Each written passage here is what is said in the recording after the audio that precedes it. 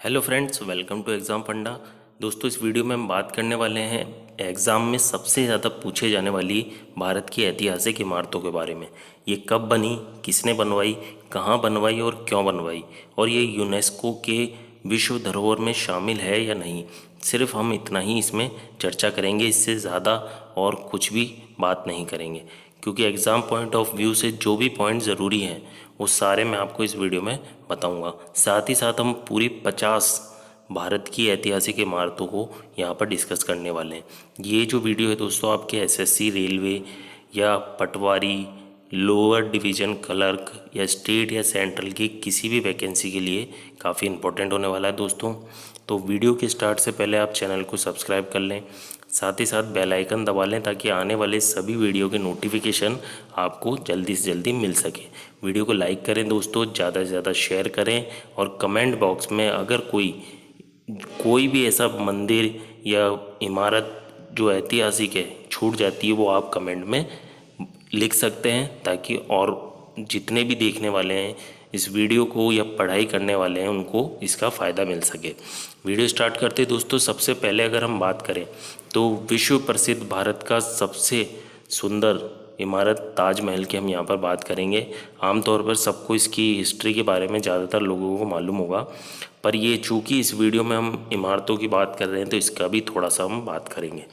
ताजमहल जो है दोस्तों, ये भारतीय शहर आगरा में यमुना नदी के दक्षिण तट पर स्थित है, और साथ ही साथ एक हाथी दांत सफ़ेद संगमरमर का मकबरा है। ये जो है ये मकबरा है जिसे 1632 में मुग़ल सम्राट शाहजहाँ ने, जिन्होंने 1628 से 1658 तक शासन किया, उन्होंने अपनी पसंदीदा पत्नी मुमताज़ महल उसकी याद में इस मकबरे का निर्माण करवाया था, और इसे बहुत ही सुंदर बनाने के लिए इसे ताजमहल का नाम भी दिया। तो इसे याद रखें कि ये ताजमहल जो है ये आगरा में है, यमुना नदी के दक्षिण तट पर। साथ ही साथ ये 1632 में बनवाया गया, मुग़ल सम्राट शाहजहाँ ने बनवाया और अपनी पत्नी मुमताज़ महल की याद में बनवाया। और दोस्तों, ये साथ ही साथ यूनेस्को की विश्व धरोहर में भी आता है, और दुनिया के 7 अजूबों में भी इसका नाम आता है। आगे चलते दोस्तों, नेक्स्ट है विक्टोरिया मेमोरियल। विक्टोरिया मेमोरियल जो है दोस्तों, ये भारतीय राज्य वेस्ट बंगाल, पश्चिम बंगाल में कोलकाता नगर में स्थित एक ब्रिटिश कालीन स्मारक है। ये भी एक स्मारक है दोस्तों। 1906 से 1921 के बीच में इसका निर्माण हुआ, यानी 1921 तक इसे जो आम जनता है उसके लिए खोला गया था, इसलिए इसको 1906 से 1921 के बीच में इसका निर्माण किया गया। और ये इंग्लैंड की जो तत्कालीन रानी विक्टोरिया थी उनको समर्पित था। ये जो विक्टोरिया मेमोरियल है ये रानी विक्टोरिया को समर्पित था। जनवरी 1901 में जब रानी विक्टोरिया की मृत्यु हो गई थी तो लॉर्ड कर्जन ने एक स्मारक के निर्माण का सुझाव दिया था, और लॉर्ड कर्जन के सुझाव पर ही इसे एक संग्रहालय और उद्यान के साथ एक भव्य इमारत के रूप में इसका निर्माण करवाया गया। वेल्स के जो राजकुमार थे, जो कि जॉर्ज पंचम के रूप में सिंहासन रूढ़ हुए, उन्होंने 4 जनवरी 1906 का इसका शिलान्यास किया था, यानी कि ये 1906 में बनकर तैयार हो गया था। तो इसकी अगर बनने की तारीख आप मानेंगे तो ये 1906 में बना, और औपचारिक रूप से ये 1921 में भारत की जनता के लिए या पूरी जनता के लिए इसे औपचारिक रूप से 1921 में खोल दिया गया। नेक्स्ट बिल्डिंग की अगर हम बात करें तो ये आता है कोणार्क का सूर्य मंदिर। ये मंदिर है दोस्तों, ये उड़ीसा राज्य में जगन्नाथपुरी से लगभग 35 किलोमीटर उत्तर पूर्व में कोणार्क नामक शहर में स्थित है। तो इसे याद रखें कि ये उड़ीसा में पड़ता है कोणार्क का सूर्य मंदिर, और भारत वर्ष में जो चुनिंदा सूर्य मंदिर है उनमें से ये एक है। साथ ही साथ ये यूनेस्को के विश्व धरोहर में भी इसे शामिल किया गया है दोस्तों। 1984 में इसे यूनेस्को की विश्व धरोहर के रूप में मान्यता दी गई। इस मंदिर की जो खास बात है वो इस मंदिर की दीवारों पर जो नक्काशी है, उत्कृष्ट नक्काशी, यानी कि बहुत सुंदर इस पे चित्रकारी और कलाकारी जो दिखाई गई है पत्थरों पे। सबसे खास बात कोणार्क के सूर्य मंदिर की यही है। नेक्स्ट हम यहाँ पर बात करते हैं दोस्तों हवा महल की। हवा महल जो है दोस्तों, ये भारतीय राज्य राजस्थान की राजधानी जयपुर में एक राजसी महल है, यानी कि एक महल की तरह है। मुख्यतः जो ये महल बनवाया गया था, ये राजपूत रानियों के लिए बनवाया गया था, जो कि पर्दे में रहा करती थी। तो उन्हें त्योहारों का आनंद लेने के लिए इस राजमहल का निर्माण करवाया गया। खास बात यह है कि 1799 में जो महाराजा सवाई प्रताप सिंह ने इसे बनवाया था, और ये किसी राज मुकुट की तरह दिखता है। वास्तुकार लालचंद उस्ता द्वारा इसको डिज़ाइन करवाया गया था। इसमें 5 मंजिलें हैं इमारत में, जो केवल 1.5 फुट चौड़ी हैं, और बाहर से देखने पर ये मधुमक्खी के चत्थे के समान दिखाई देता है दोस्तों। 953 बेहद खूबसूरत और आकर्षक छोटी छोटी जालीदार खिड़कियां हैं, और इनकी खिड़कियों को झरोका कहा जाता है। तो आप याद रखें कि हवा महल जो है वो राजस्थान की राजधानी जयपुर में है। 1799 में बनवाया गया, और महाराजा सवाई प्रताप सिंह के द्वारा इसे बनवाया गया। ये भी यूनेस्को की विश्व धरोहर में शामिल है। नेक्स्ट बिल्डिंग पे चलते हैं दोस्तों। अमृतसर का स्वर्ण मंदिर, विश्व प्रसिद्ध और सिखों का सबसे पवित्र स्थल अमृतसर का स्वर्ण मंदिर। स्वर्ण मंदिर जो है ये भारत में ही नहीं पूरी दुनिया में मशहूर मंदिर है, और सिख धर्म के मशहूर तीर्थ स्थलों में से एक है। इसकी अगर हम बात करें तो इसके ऊपर लगभग 400 किलो सोने से निर्मित 400 किलो सोने से इसे निर्माण किया गया है, इसके ऊपरी हिस्से को। और मंदिर को स्वर्ण मंदिर इसीलिए कहा जाता है। बहुत कम लोग जानते होंगे कि मंदिर को हरमिंदर साहब के नाम से भी जाना जाता है। याद रखें, स्वर्ण मंदिर का जो दूसरा नाम है वो हरमिंदर साहिब के नाम से भी इसे जाना जाता है।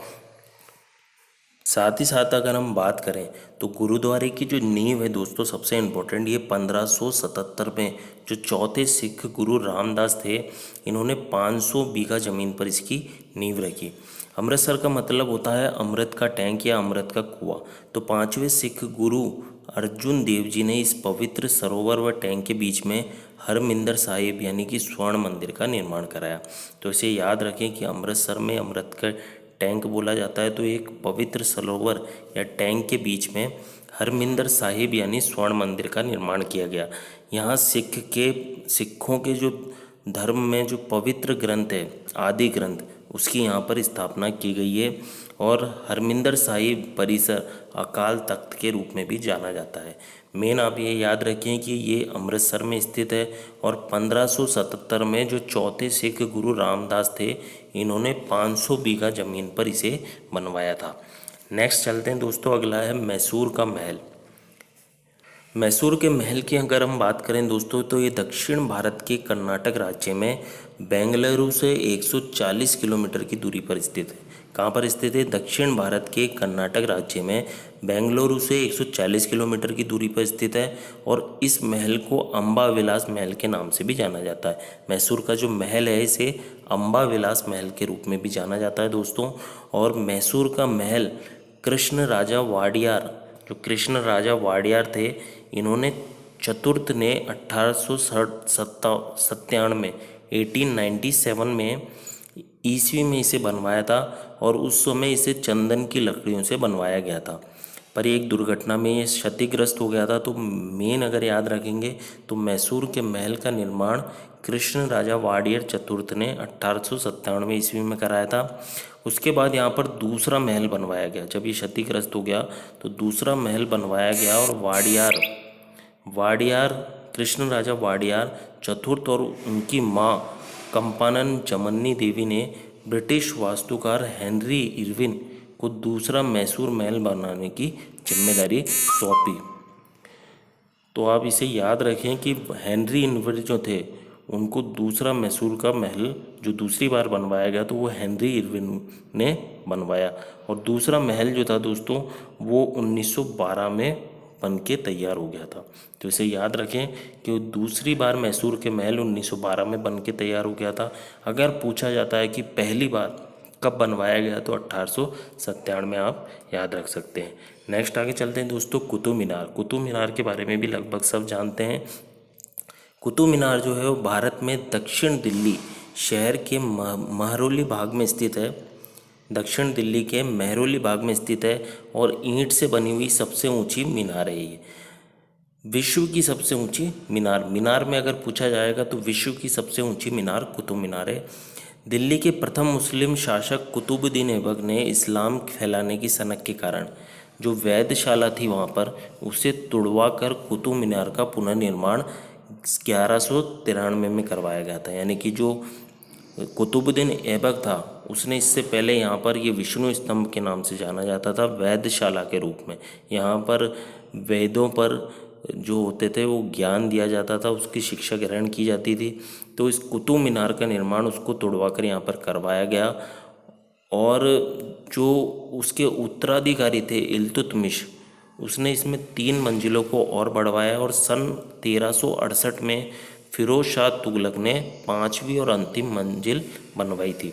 तो आप इसे याद रखें कि ये कब बन के तैयार हो गया था, 1368 में। और इसका जो निर्माण है वो 1193 में पुनर्निर्माण कुतुबुद्दीन ऐबक ने बनवाया था। कहा यही जाता है कि कुतुबुद्दीन ऐबक ने इसका निर्माण करवाया था। आगे चलते हैं दोस्तों, नेक्स्ट आता है यहाँ पे gateway of India. Gateway of India की अगर बात करें दोस्तों तो ये भारत में 20वीं शताब्दी के दौरान इसे बनवाया गया और ये एक ऐतिहासिक इमारत है, ऐतिहासिक स्मारक के रूप में बनवाया गया। ये मुंबई के दक्षिण अरब सागर में किनारे पर छत्रपति शिवाजी महाराज मार्ग के अंत में अपोलो बंदर क्षेत्र के तट पर स्थित है। गेटवे ऑफ इंडिया को मुंबई का ताजमहल भी कहा जाता है। तो याद रखें कि मुंबई का जो ताजमहल है उसे गेटवे ऑफ इंडिया को कहा जाता है, ताज होटल को नहीं कहा जाता, इसे याद रखें। और ये भारत में 20वीं शताब्दी के दौरान बनवाया गया। 31 मार्च 1913 को बॉम्बे के governor sir George Sydenham Clarke ने गेटवे ऑफ इंडिया की आधारशिला रखी। 31 मार्च 1914 को वास्तुकार जॉर्ज विटेट द्वारा गेटवे ऑफ इंडिया का अंतिम डिज़ाइन प्रस्तुत किया गया और गेटवे ऑफ डिज़ाइन को 4 दिसंबर 1924 को वायसराय अर्ल ऑफ रीडिंग ने इस स्मारक का उद्घाटन किया। तो इसे याद रखिए, 4 दिसंबर 1924 को इसके बनने की तारीख है अगर आपसे पूछा जाए तो। 20वीं शताब्दी में ये बनवाया गया और वायसराय अर्ल ऑफ रीडिंग द्वारा इसका उद्घाटन किया गया और ब्रिटिश सरकार द्वारा ये बनवाया गया। गेटवे ऑफ इंडिया को मुंबई का ताजमहल के रूप में भी जाना जाता है। नेक्स्ट अगर हम बात करें चार मीनार, चार मीनार जो है दोस्तों ये चार मीनार के रूप में जानी जाती है। 1591 में इसे निर्माण करवाया गया। भारत के हैदराबाद जो कि तेलंगाना में राजधानी है तेलंगाना की, वहाँ पर ये स्मारक है और ये एक मस्जिद है। स्मारक और मस्जिद दोनों यहाँ पर है और विश्व स्तर पर हैदराबाद के प्रतीक के रूप में इसे जाना जाता है। यानी जो चार मीनार है इसे विश्व में हैदराबाद के प्रतीक के रूप में जाना जाता है। भारत में इसे सबसे अधिक मान्यता प्राप्त संरचनाओं में सूचीबद्ध किया गया है। यानी जितनी भी ऐतिहासिक इमारतें हैं उनके अंदर भारत में इसका भी नाम आता है। सुल्तान मोहम्मद कुली कुतुब शाह, जो कुली कुतुब शाह थे, कुतुब शाही वंश के 5वें शासक, इन्होंने 1591 ईस्वी में चार मीनार का निर्माण करवाया था और गोलकुंडा से नवनिर्मित हैदराबाद में अपनी राजधानी को स्थानांतरित करने के बाद इस चार मीनार का निर्माण करवाया गया था। तो 1591 में इसका निर्माण करवाया गया। सुल्तान मोहम्मद कुली कुतुब शाह द्वारा इसका निर्माण करवाया गया और ये भारत के हैदराबाद तेलंगाना में स्थित एक स्मारक और मस्जिद है। नेक्स्ट अगर हम यहाँ पे बात करें तो वृहदेश्वर मंदिर, जो वृहदेश्वर मंदिर राजराजेश्वरम तमिलनाडु के तंजौर में स्थित है। जो वृहदेश्वर मंदिर है ये राजराजेश्वरम तमिलनाडु के तंजौर में स्थित एक हिंदू मंदिर है और 11वीं सदी के आरंभ में इसे बनवाया गया था। पेरू उदययार कोविल भी इसे कहा जाता है और मंदिर पूरी तरीके से ग्रेनाइट से निर्मित है। विश्व में ये अपनी तरह का पहला और एकमात्र मंदिर है जो ग्रेनाइट से बना हुआ है। इसका निर्माण याद रखें दोस्तों, इसका निर्माण जो है वो 1003 से 1010 ईस्वी के बीच में चोल शासक प्रथम राजराज चोल ने बनवाया था।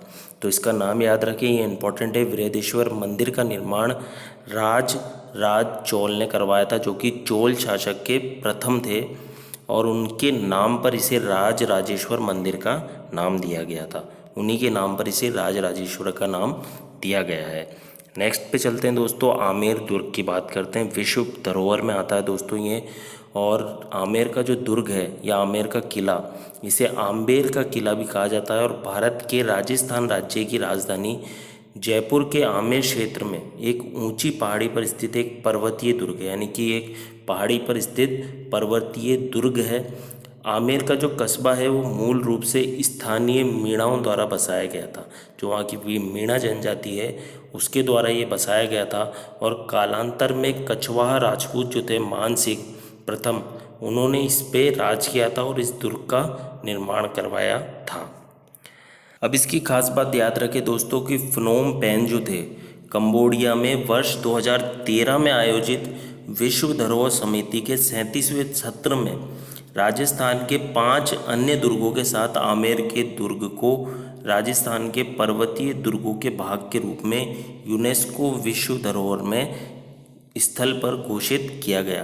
तो इसे याद रखें, 2013 में इसे यूनेस्को द्वारा विश्व धरोहर में घोषित किया गया और ये राजस्थान राज्य की राजधानी जयपुर के आमेर क्षेत्र में एक पहाड़ी पर स्थित एक पर्वतीय दुर्ग है। तो इसे आप याद रखें। नेक्स्ट चलते हैं दोस्तों, लोटस टेम्पल या कमल मंदिर। ये काफ़ी सुंदर और काफ़ी जाना माना मंदिर है। भारत की राजधानी दिल्ली के नेहरू प्लेस जो कालका जी मंदिर के पास स्थित एक बहाई ईरान एक भिन्न धर्म संस्थापक बहाउल्लाह के अनुयायी उनका उपासना स्थल है।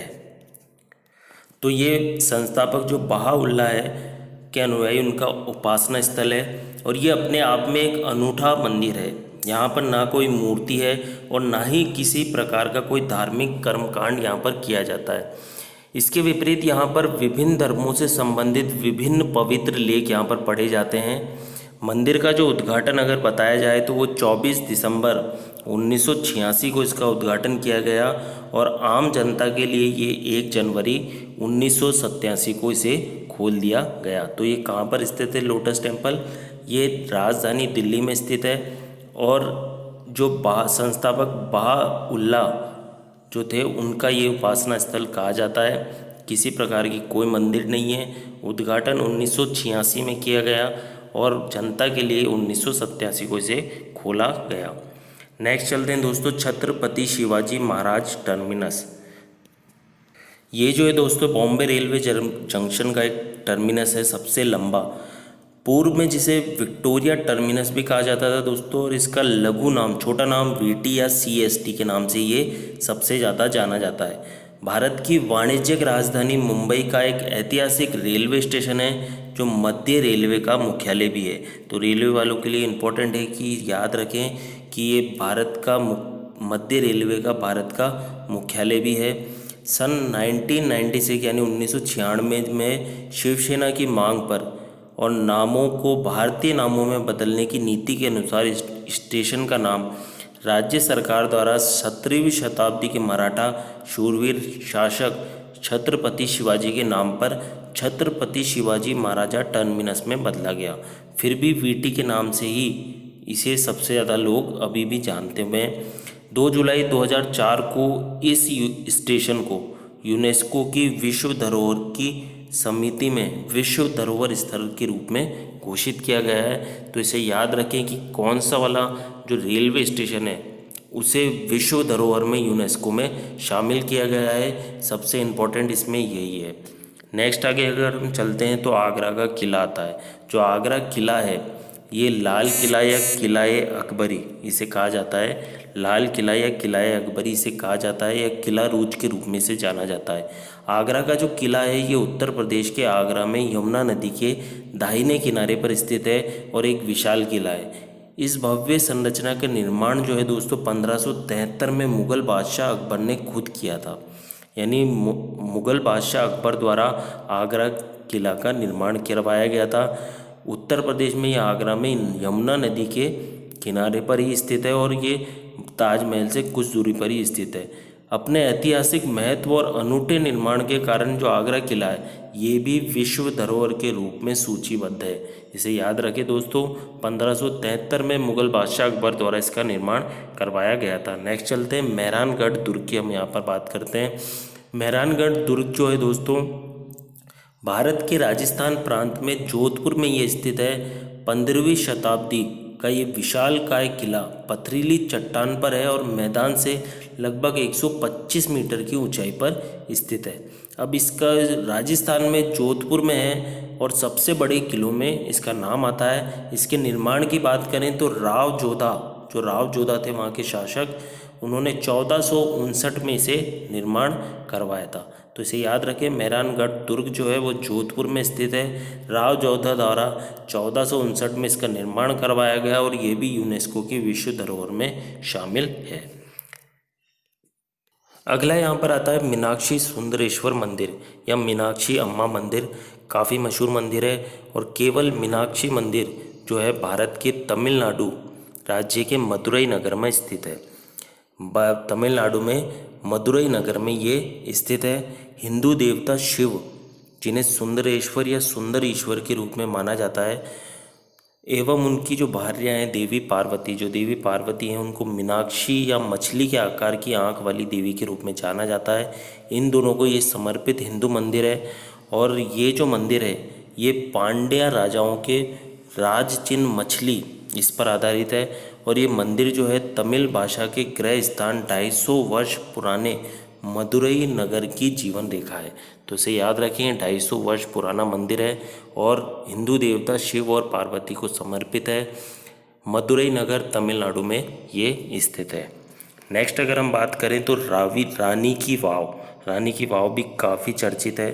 भारत के गुजरात राज्य के पाटन में स्थित प्रसिद्ध बावड़ी है, यानी सीढ़ीदारी एक कुआं है और इस चित्र को जुलाई 2028 में, जो 2018 है, उसमें RBI भारतीय रिजर्व बैंक द्वारा 1000 के नोट पर भी चित्रित किया गया है। यानी कि जो ये रानी की वाव है, इसको याद रखें, 2018 में जो 100 रुपये का नोट आया था उसके ऊपर इसका चित्रण किया गया है। तो ये काफ़ी इम्पोर्टेंट क्वेश्चन भी बन जाता है। 22 जून 2014 को इसे यूनेस्को की विश्व विरासत में शामिल किया गया है। तो ये भी यूनेस्को की विश्व विरासत में शामिल है। 1063 में जो सोलंकी शासन के राजा भीमदेव प्रथम की प्रेमिल स्मृति में उनकी पत्नी रानी उदयामती ने इसे बनवाया था। तो 1063 में रानी उदयामती द्वारा इसका निर्माण करवाया गया था। RBI बैंक द्वारा 2018 में 100 रुपये के नोट पर इसका चित्रण है और 2014 में यूनेस्को की विश्व धरोहर स्थल के रूप में ये इसे मान्यता दी गई है।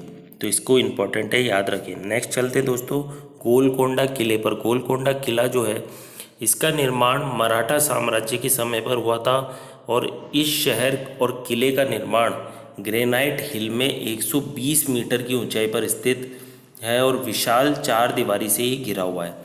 दुर्ग के निर्माण की बात करें तो वारंगल राजा, जो वारंगल के राजा थे, उन्होंने 14वीं शताब्दी में इसका निर्माण कराया था और बहमनी राजाओं के हाथ में चले जाने के बाद ये मोहम्मद नगर कहलाने लगा।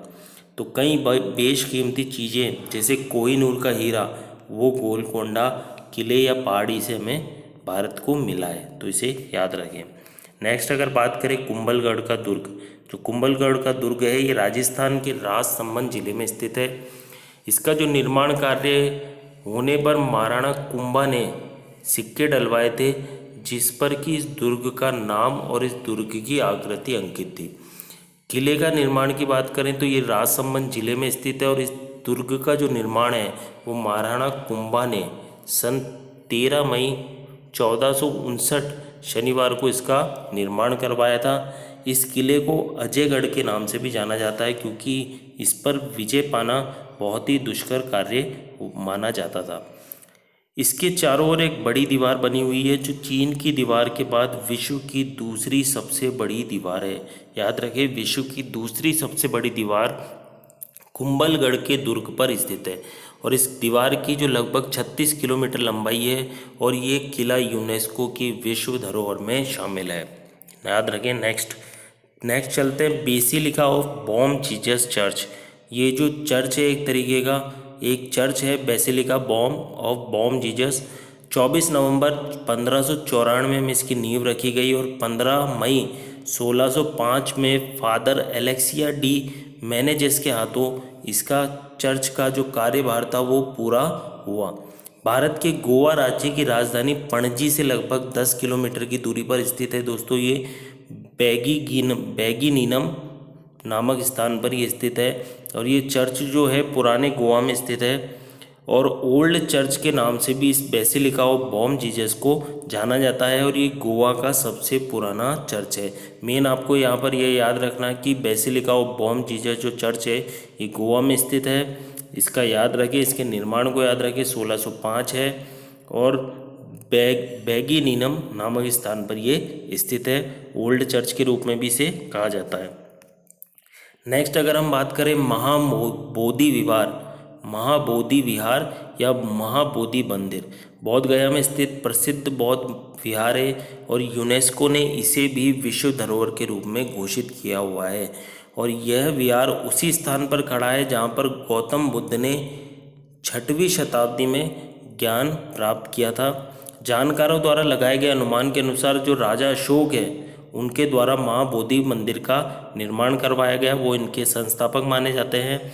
और ऐसा माना जाता है कि 3री शताब्दी ईसा पूर्व में सम्राट अशोक, जो कि बौद्ध धर्म को ग्रहण करने वाले पहले शासक थे, उन्होंने इस मंदिर में अपनी विशेष पहचान के लिए खंभे भी लगवाए हैं और शीर्ष पर हाथी भी बना हुआ है। वर्तमान में मंदिर के निर्माण 5वीं और 6ठी शताब्दी में माना गया है, तो इसे याद रखें 5वीं और 6ठी शताब्दी में इसे माना गया है। यूनेस्को की विश्व धरोहर में भी ये शामिल है। महाबोधि विहार या महाबोधि मंदिर जो है इसको याद रखें। नेक्स्ट अगर हम आगे चलें तो अगला आता है यहाँ पर विरूपाक्ष मंदिर हम्पी। विरूपाक्ष मंदिर जो है दोस्तों ये ओडिशा के कंधमाल जिला, जो ओडिशा का कंधमाल जिला है, उसके मुख्यालय फूलबाणी से 40-60 किलोमीटर दूर चाकपाड़ा में स्थित है। इसे याद रखें, ये चाकपाड़ा में स्थित है और ये मंदिर जो है भगवान शिव को समर्पित है। इस मंदिर की मुख्य विशेषता यह है कि यहाँ का जो शिवलिंग है जो दक्षिण की ओर झुका हुआ है। विरूपाक्ष मंदिर का निर्माण कल्याणी के चालुक्य शासक विक्रमादित्य द्वितीय जो सेकंड थे, उन्होंने इसका निर्माण करवाया था और इस वंश के उन्हें सबसे प्रतापी शासक के रूप में जाना जाता है। सिंहासन पर बैठते ही चोल और होयसोल और वनवासी के राजाओं द्वारा परास्त कर दिया गया था। उनके सिंहासन पर बैठते ही उन्हें चोल, होयसोल और वनवासी राजाओं द्वारा पराजित कर दिया गया था। बाकी ये सिर्फ इतना याद रखें कि ये ओडिशा में स्थित है, कंधमाल जिला के मुख्यालय फूलबाणी से चाकपाड़ा में स्थित है और ये भगवान शिव को समर्पित है और विक्रमादित्य सेकंड द्वारा इसे बनवाया गया था। नेक्स्ट अगर हम बात करें जामा मस्जिद की बात करें दोस्तों तो ये दिल्ली में स्थित है और निर्माण जो है वो 1656 में इसका करवाया गया। भारत की सबसे बड़ी मस्जिद है और 1650 में शाहजहाँ ने इसका निर्माण शुरू करवाया गया था। बाकी आप ये याद रखें कि 1656 में ये बनके तैयार हुई थी। लगभग 6 वर्षों का समय लगा और 10 लाख रुपए लगे थे उस समय। बलुआ पत्थर और सफ़ेद संगमरमर से निर्मित इस मस्जिद में उत्तर और दक्षिण द्वार द्वारा प्रवेश किया जाता है। नेक्स्ट अगर हम बात करें तो मक्का मस्जिद हैदराबाद यहाँ पर आता है। भारत की सबसे पुरानी मस्जिदों में से ये एक है और भारत के सबसे बड़ी मस्जिदों में से भी ये एक है। मोहम्मद कुली कुतुब शाह जो हैदराबाद के 6वें सुल्तान थे, उन्होंने 1617 में मीर फैजू उल्ला बेग और रंगिया चौधरी की निगरानी में इसका निर्माण करवाया गया था। तो 1617 में मक्का मस्जिदा हैदराबाद का निर्माण करवाया गया था। ये काम जो है अब्दुल्ला कुतुब शाह और ताना शाह के वक्त जारी हुआ और 1694 में मुग़ल सम्राट औरंगजेब के वक्त जाकर ये पूरा हुआ था और इसे बनाने में लगभग 8000 राजगीर और 77 वर्ष लगे थे, ऐसा कहा जाता है। आगे अगर हम बात करें यहाँ पर तो बड़ा इमामबाड़ा लखनऊ की बात करें तो ये ऐतिहासिक धरोहर जो यूनेस्को की ऐतिहासिक धरोहर है उसमें शामिल किया जाता है, क्योंकि ये बहुत बड़ी भूलैया के नाम से भी इसे जाना जाता है। अवध के जो नवाब थे आसफ उद दौरानी 1784 में उन्होंने इसे बनवाया था और आसिफी इमाम बाड़ा के नाम से भी इसे जाना जाता है। और इस इमाम बाड़े का जो निर्माण है आसफ उद दौला ने 1784 में अकाल राहत परियोजना के तहत करवाया था, यानी अकाल से बचने के लिए, लोगों को अकाल से बचाने के लिए मेनली 1784 में जो आसफ दौला है उन्होंने इसका निर्माण करवाया गया था। तो याद रखें इम्बाड़ा इमाम बाड़ा जो है ये लखनऊ में स्थित है और भूल भुलैया के रूप में ऐतिहासिक धरोहर में इसका नाम आता है। आसफ दौला ने 1784 में इसका निर्माण करवाया था। नेक्स्ट अगर हम बात करें खजुराहो के मंदिर में, यहाँ पर खजुराहो के मंदिर में कंदरिया महादेव की अगर हम बात करें तो ये मंदिर जो है ये मूलतः शिव मंदिर है। कंदरिया महादेव मंदिर को मध्ययुगीन काल के मंदिरों में सबसे ज़्यादा संरक्षित मंदिर के रूप में जाना जाता है। मंदिर जो है दोस्तों खजुराहो के परिसर में मंदिरों के पश्चिम समूह में सबसे बड़ा मंदिर ये स्थित है। इसके निर्माण की अगर बात करें तो 1025 से 1050 से 1050 ईस्वी में चंदेल वंश के जो राजा विद्याधर थे, याद रखें चंदेल वंश के राजा विद्याधर द्वारा कंदरिया महादेव का निर्माण करवाया गया था। वर्ष 1986 में, याद रखें इसे भी 1986 में यूनेस्को की विश्व धरोहर के स्थलों की सूची में इसे शामिल किया गया है। तो इसे याद रखें दोस्तों 1986 में इनकी कलात्मकता की वजह से यूनेस्को ने इसे विश्व धरोहर में शामिल किया और ये खजुराहो में स्थित है, एमपी में, मध्य प्रदेश में। ठीक, नेक्स्ट चलते हैं दोस्तों, यहाँ पे नेक्स्ट बात करें राष्ट्रपति भवन की। राष्ट्रपति भवन की बात करें दोस्तों तो सब जानते होंगे भारत सरकार के राष्ट्रपति का ये सरकारी आवास है। 1950 तक इसे वायसराय हाउस बोला जाता था। उसके बाद जो राजेंद्र प्रसाद थे राष्ट्रपति, उन्होंने इसका नाम बदलवा दिया था और राष्ट्रपति भवन रखवाया था। तब से जब तत्कालीन भारत के गवर्नर जनरल का ये आवास हुआ करता था और नई दिल्ली के हृदय क्षेत्र में ये स्थित था। इसे बनाने का जो फैसला अगर बात की जाए तो 1911 में उस समय किया गया जब भारत की राजधानी को कलकत्ता से दिल्ली बनाए जाने की फैसला हुआ था। तो भारत की राजधानी कलकत्ता से दिल्ली 1911 में आने के बाद लगभग 17 साल के निर्माण के बाद जो 1912 है उसमें स्टार्ट होने के बाद 1929 में ये बनकर तैयार हुआ था। तो राष्ट्रपति भवन का याद रखें दोस्तों 1912 से 1929 में जाकर 17 साल में जाकर राष्ट्रपति भवन का निर्माण हुआ था। दिल्ली में स्थित है, ज़्यादा जानकारी शायद देने की इसकी ज़रूरत भी नहीं है।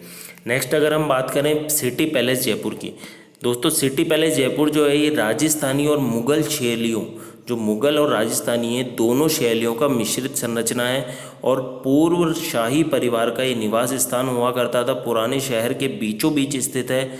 संस्थापक की बात करें तो महाराजा सवाई जयसिंह द्वितीय द्वारा 1729 से 1732 ईस्वी के आसपास इसे बनवाया गया है दोस्तों। और ये मध्ययुगीन भारत मेडिवल इंडिया में पहला योजनाबद्ध शहर है। ये शहर सिटी पैलेस जयपुर जो है ये पहला योजनाबद्ध शहर है। अब 1727 में अगर पानी की समस्या और जनसंख्या की वृद्धि के कारण जो आमेर से जयपुर स्थानांतरित हो गए थे राजा जो सवाई मान जयसिंह थे द्वितीय, वो पानी की समस्या के कारण 1727 में यहाँ पर वो निवास स्थान के रूप में उन्होंने इसे चुन लिया था, यानी इसीलिए बनवाया गया था। इसके अंदर जो है पानी की समस्या नहीं रहती है और पानी का एक कुंड भी स्थित है। नेक्स्ट अगर हम बात करें जैसलमेर किले की, जैसलमेर किले की अगर हम बात करें तो ये जैसलमेर की शान के रूप में जाना जाता है दोस्तों। और ये जैसलमेर शहर के केंद्र में स्थित है। सोनार का किला या स्वर्ण किले के रूप में भी जाना जाता है क्योंकि जब सूर्य की रोशनी इस पे पड़ती है तो ये सोने की तरह चमकता हुआ दिखाई देता है। और ये इसलिए सोने की तरह चमकता हुआ दिखाई देता है दोस्तों क्योंकि ये पीले बलुआ पत्थर से, पीला जो बलुआ पत्थर है उससे इसका निर्माण करवाया गया है। 1156 ईस्वी में एक भाटी राजपूत शासक जैसल द्वारा 1156 ईस्वी में भाटी राजपूत शासक जैसल द्वारा त्रिपुरा पहाड़ी के शीर्ष पर इसका निर्माण करवाया गया था। तो जैसलमेर के किले के बारे में इसे याद रखें। ये भी विश्व धरोहर, जो यूनेस्को की विश्व धरोहर है उसमें ये शामिल है 2013 के अंदर। नेक्स्ट अगर हम बात करें कैलाश मंदिर की, जो कैलाश मंदिर है ये संसार में अपने ढंग का अनूठा वास्तु जिसे मालखेड़ स्थित राष्ट्रकूट वंश के नरेश कृष्ण प्रथम द्वारा, जो कि 757-783 ईस्वी में इसे निर्मित करवाया गया था। इसको याद रखें कि राष्ट्रकूट वंश के नरेश कृष्ण प्रथम द्वारा, क्योंकि ये दोस्तों एलोरा के अंदर पड़ता है, अजंता एलोरा में जो भगवान शिव का मंदिर है, तो इसका निर्माण को याद रखिए नरेश कृष्ण जो प्रथम थे, क्योंकि ये क्वेश्चन आया हुआ है तो इसे याद रखें। और ये एलोरा जो औरंगाबाद है महाराष्ट्र में, उसमें लयण श्रृंखला में स्थित है और 18 साल में ये बनकर तैयार किया गया था। इसे कहा जाता है कि 18 साल में ये बनकर तैयार किया गया था। नेक्स्ट अगर हम बात करें लेक पैलेस, लेक पैलेस जो है दोस्तों ये जग निवास के नाम से जाना जाता है और 4 एकड़ में एक नए नैसर्गिक आधार पर जो पिछोला झील है उसके अंदर स्थित है दोस्तों, उदयपुर राजस्थान में। याद रखिए पिछोला झील के अंदर उदयपुर राजस्थान में ये स्थित है। निर्माण की अगर बात करें तो 1743 से 1746 में जो महाराणा जगत सिंह द्वितीय के द्वारा इसका निर्माण किया गया था और मेवाड़ के शाही खानदान की परंपरा में ये आते हैं। इसके निर्माण के पहले एक शाही ग्रीष्मकालीन आवास की तरह इसका उपयोग किया जाता था और इसे शुरुआत में इसके निर्माता द्वारा जग निवास या जग निवास के नाम से ही पुकारा जाता था। आप याद रखिए सिर्फ लेक पैलेस को कि जग निवास पैलेस जो है ये उदयपुर में पिछोला झील में उदयपुर में राजस्थान में स्थित है और निर्माण अगर इसका बात करी जाए तो महाराणा जगत सिंह द्वारा 1743 में और 1746 के बीच में इसका निर्माण हुआ था। नेक्स्ट अगर हम बात करें तो लक्ष्मी विलास पैलेस की बात करते हैं दोस्तों।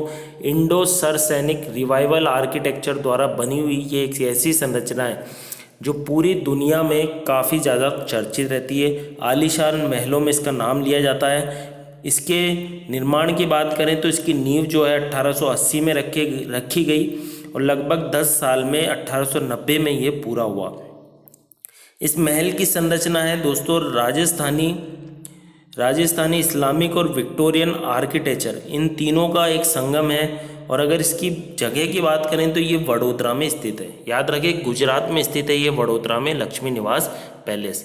आगे चलते हैं अक्षरधाम मंदिर। अक्षरधाम मंदिर दिल्ली में स्थित है दोस्तों, इसे याद रखें। स्वामी नारायण अक्षरधाम मंदिर जो है अपनी सांस्कृतिक तीर्थ के रूप में जाना जाता है और ज्योतिर्धर भगवान स्वामी नारायण की पुण्य स्मृति में से बनवाया गया था और लगभग 100 एकड़ की भूमि पर यह फैला हुआ है।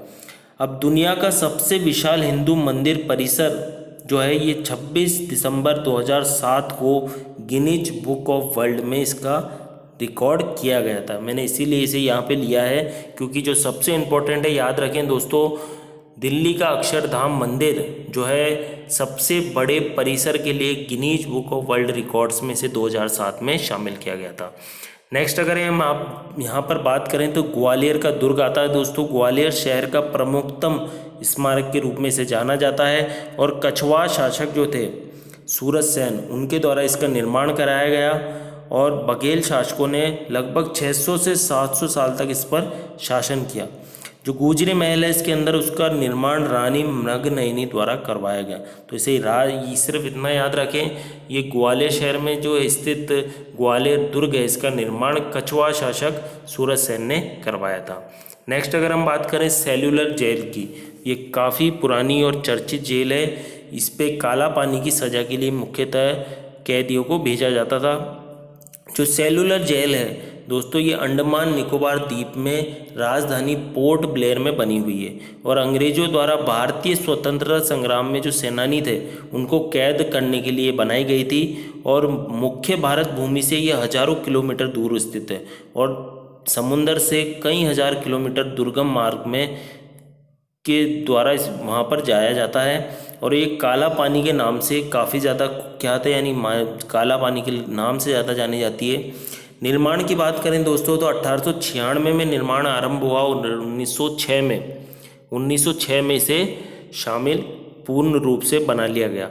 दोस्तों इसे याद रखिए कि ये भी यूनेस्को में विश्व धरोहर में इसे शामिल किया गया है क्योंकि इसके अनोखे जो स्ट्रक्चर है उसको ध्यान में रखते हुए इसे यूनेस्को की धरोहर में शामिल किया गया है। नेक्स्ट अगर हम बात करें नालंदा महाविहार की, जो नालंदा है ये वर्ल्ड फेमस है, भारत का सबसे अगर कहा जाए पूजनीय विद्यालय है तो उसे नालंदा महाविद्यालय या महाविहार के नाम से जाना जाता है। इस विश्वविद्यालय की स्थापना जो है वो गुप्त शासक कुमार गुप्त प्रथम ने 450 से 470 के मध्य करवाई और विश्वविद्यालय को हेमंत कुमार गुप्त के उत्तराधिकारियों ने पूरा सहयोग दिया और गुप्त वंश के पतन के बाद भी आने वाले जितने भी शासक या वंश हुए उन्होंने इसकी समृद्धि में अपना योगदान जारी रखा। बाद में जो महान सम्राट हर्षवर्धन थे और पाल शासक उन्होंने इसको संरक्षण दिया और स्थानीय शासकों और भारत के विभिन्न क्षेत्रों के साथ अनेक विदेशी शासकों ने भी यहाँ पर अनुदान किया। तो याद रखें कुमार गुप्त ने नालंदा महाविद्यालय या महाविहार का निर्माण करवाया था। आगे चलते हैं दोस्तों, बात करें अकबर का मकबरा। अकबर का जो मकबरा है दोस्तों ये आगरा के पास सिकंदरा में स्थित है। आगरा में सिकंदरा के पास स्थित है और निर्माण 1605 से 1618 के बीच में करवाया गया था। इसका जो निर्माण है दोस्तों ये खुद अकबर ने ही करवाया था। अपनी मृत्यु के समय उसने इस अकबर की देखरेख की और इसका निर्माण करवाया और ये मुग़ल सम्राट अकबर की कब्र ही है। और ये जो मकबरा है ये बलुआ पत्थर और सफ़ेद संगमरमर का बना हुआ है। नेक्स्ट अगर आगे हम बात करें तो बीबी का मकबरा। बीबी का मकबरा भी काफ़ी इंपॉर्टेंट है। इसका निर्माण 1651 से लेकर 1661 तक चला दोस्तों और इस मकबरे का निर्माण जो है मुग़ल बादशाह औरंगजेब के पुत्र आजम शाह ने अपनी माँ दिलरस बानो बेगम की याद में बनवाया था। तो इसे याद रखें, ये भी इंपॉर्टेंट हो जाता है क्वेश्चन कि औरंगजेब का जो पुत्र था वो कौन था दोस्तों, आजम शाह। और आजम शाह ने अपनी माँ दिलरस बानो बेगम की याद में से बनवाया था। उसे राबिया उद दौरानी के नाम से भी जाना जाता था। नेक्स्ट अगर हम यहाँ पर बात करें, अगर लिंगराज मंदिर की बात करें दोस्तों तो जो लिंगराज मंदिर है ये भारत के उड़ीसा प्रांत में राजधानी भुवनेश्वर में स्थित है दोस्तों। और ये भुवनेश्वर का मुख्य मंदिर है और इस नगर के प्राचीनतम मंदिरों में से ये एक है और भगवान त्रिभुवनेश्वर को ये समर्पित है। और ललाटेडु केसरी ने इसे 617 में 657 ईस्वी में बनवाया था। अब इस मंदिर के वर्तमान स्वरूप की बात करें तो 1090 से 1104 में बना, किंतु इसके कई हिस्से जो हैं वो 1400 वर्ष से भी अधिक पुराने हैं, यानी कई सारे हिस्से काफ़ी पुराने हैं। मंदिर का वर्णन 6ठी शताब्दी के लेखों में आता है। आप याद रखें लिंगराज मंदिर जो है ये रेलवे के एग्ज़ाम में पूछा गया है, तो इसे याद रखें कि ओडिशा प्रांत में राजधानी भुवनेश्वर में स्थित है और ये जो है प्राचीनतम मंदिरों में से एक है और इसका जो निर्माण है ललाटेडु केसरी ने 617 से 657 ईस्वी के बीच में इसे बनवाया गया था। तो ये कुछ इंपॉर्टेंट दोस्तों मैंने अभी तक आपसे जितने भी डिस्कस करे हैं ये सारे इंपॉर्टेंट हैं, तो आप चैनल को सब्सक्राइब जरूर कर लें। नेक्स्ट अगर हम बात करें सिटी पैलेस की स्थापना, जो सिटी पैलेस की स्थापना है ये 16वीं शताब्दी में आरंभ हुई दोस्तों और स्थापित करने का विचार एक संत ने राजा उदय सिंह द्वितीय को दिया था। इसे याद रखिए, सिटी पैलेस जो है दोस्तों ये भी पिछोला झील के किनारे पर उदयपुर सिटी में स्थित है दोस्तों और राजस्थान के सबसे बड़ा शाही परिसर इसमें माना जाता है। इस शानदार महल का जो निर्माण है दोस्तों ये याद रखें 1559 में महाराजा उदय सिंह ने करवाया था और महाराणा रहते और राज्य में संचालन करते वक्त ही उन्होंने उसी समय 1559 में इसका निर्माण करवाया था। आगे अगर हम बात करें दोस्तों तो यहाँ पर आपके जितने भी इम्पोर्टेंट इमारतें हैं, मंदिरें हैं या जो यूनेस्को के विश्व धरोहर में शामिल हैं वो सारी मैंने यहाँ पर एक एक करके आपके साथ डिस्कस कर ली हैं दोस्तों। जो बच गई हैं वो भी हम अगले वीडियो में डिस्कस कर लेंगे, पर मेन जो 50 इमारतें हैं वो सारी हम यहाँ पे डिस्कस कर चुके हैं। तो वीडियो पसंद आया हो दोस्तों तो लाइक ज़रूर करें, शेयर करें और कमेंट ज़रूर करें और चैनल को सब्सक्राइब करना ना भूलें और बेल आइकन दबा लें ताकि आने वाली वीडियो के नोटिफिकेशन आपको मिलते रहें। मिलेंगे अगले वीडियो में, तब तक के लिए धन्यवाद दोस्तों।